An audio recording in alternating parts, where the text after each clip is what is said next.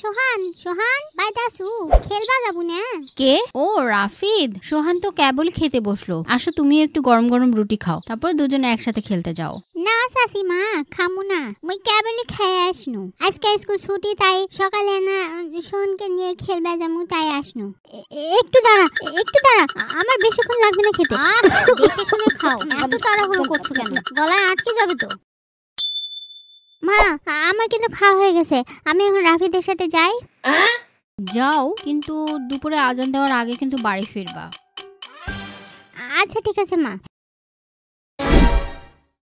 এই মাটি আর খেলার ভালো লাগছে না। তোর মাথায় কোনো বুদ্ধি আছে অন্য কিছু খেলার? কদিনই হ্যাঁ, অনেক সুন্দর একটা বুদ্ধি পাইছি, চল অনেক মজা হবে। কেরে কি করছ?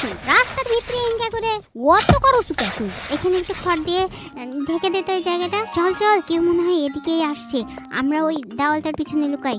মোর কিন্তু ভয় লাগছে। এত ভিতর দিম কেন তুই? আমি তো তোর সাথে আছি।